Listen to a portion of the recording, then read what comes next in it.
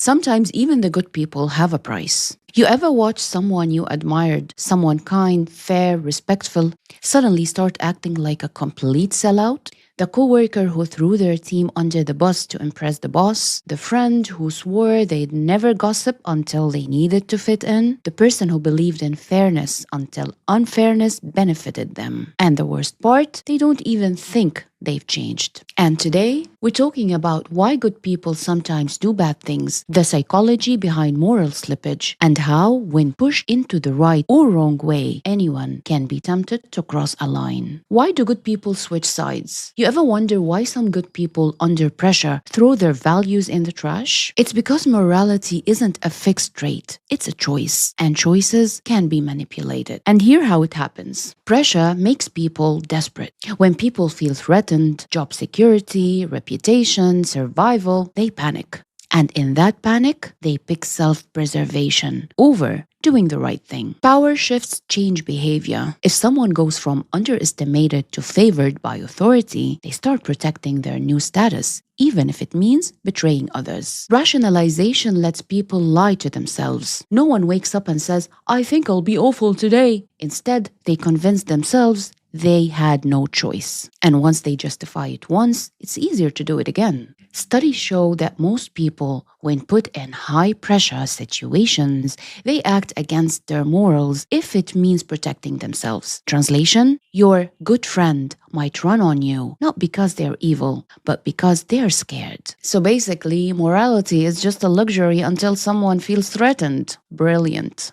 How do bad people manipulate good people into doing their dirty work? Alright, let's talk about how bad people convince good people to do bad things for them. The fear and reward trap. They pressure you with threats. If you don't do this, you'll lose anything. Then they reward you. Look at you, you're better than them now. And suddenly, you're not just playing along, you're just defying it. The everyone's doing it illusion. They convince you morality is flexible.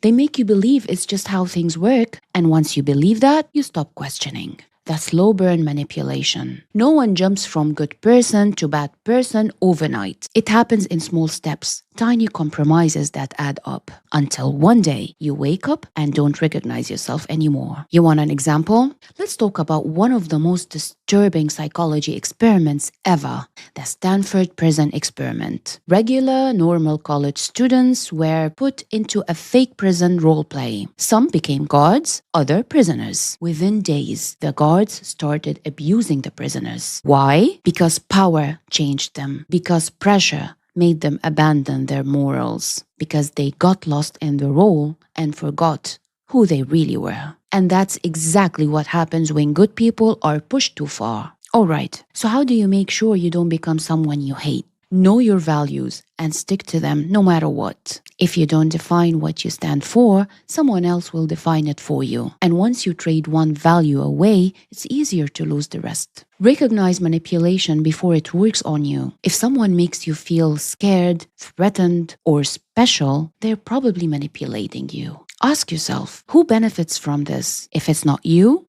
walk away. Never let fear dictate your actions. If someone forces you to choose between right and safe, ask yourself, would I respect myself if I do this? If the answer is no, then it's not worth it. Take back your power. If you're afraid to lose something, if someone convinces you to betray others, if you justify what you swore you'd never do, then you're already losing yourself. Because the truth, good people don't accidentally become bad. They just stop standing up for what they believe in. So before you choose self-preservation over integrity, ask yourself, is the price worth it? And this is your too much story, the morality they never expected you to fight for. And when you're ready to rewrite the rules, we'll be here listening verbatim.